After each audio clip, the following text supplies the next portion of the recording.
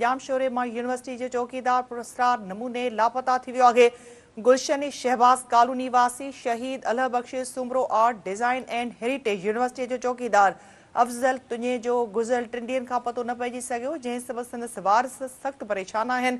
नौजवान जे वॾे भाउ शफ़ीक तुञो जो चवणु आहे त अफज़ल तुञो गुज़िरियल 3 ॾींहनि खां लापता आहे। पुलिस ऐं बस वारा संदसि ॻोल्हा में मदद कनि। अवांख्या घेरियूं पिया आहिनि। अहम ख़बर जे हवाले सां त जामशोरो मां यूनिवर्सिटीअ जो चौकीदार पुरस्कार नमूने गुम थी वियो आहे। गुलशन शहबाज कॉलोनी वासी Shaheed Allah Bakhsh Soomro art design and heritage university जो चौकीदार अफज़ल तुञे जो गुज़िरियल 3 ॾींहनि खां पतो न पइजी सघियो, जंहिं सबबि संदसि वारिस सख़्त परेशान आहिनि। नौजवान जे वॾे भाउ शफ़ीक तुञे जो चवणु आहे त अफज़ल तुञो गुज़िरियल 3 ॾींहनि खां लापता आहे। पुलिस ऐं बस वारा संदसि ॻोल्हा में मदद कनि। जामशोरे मां यूनिवर्सिटी जो चौकीदार पुरस्कार नमूने गुम थी वियो आहे।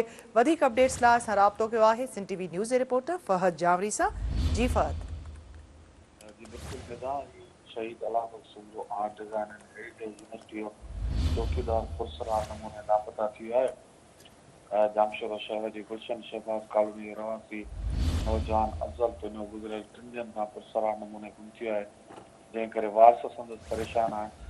वारसनि पारां थाणनि सूधो मुख़्तलिफ़ हंधनि ते ॻोल्हा करण बावजूदि संदसि पतो न पइजी सघियो आहे। गुम थियल नौजवान जे भाउ शहीद Allah Bakhsh Soomro art design university ऐं जे मुलाज़िम शफ़ीक अहमद तुञो मूजिबि नंढो भाउ 3 ॾींहनि खां पुरस्कार नमूने गुम थी वियो आहे। मुख़्तलिफ़ थाणनि अज़ीज़नि ऐं रिश्तेदारनि वटि ॻोल्हियो आहे, पर संदसि हिन वक़्त ताईं को पतो न पइजी सघियो आहे।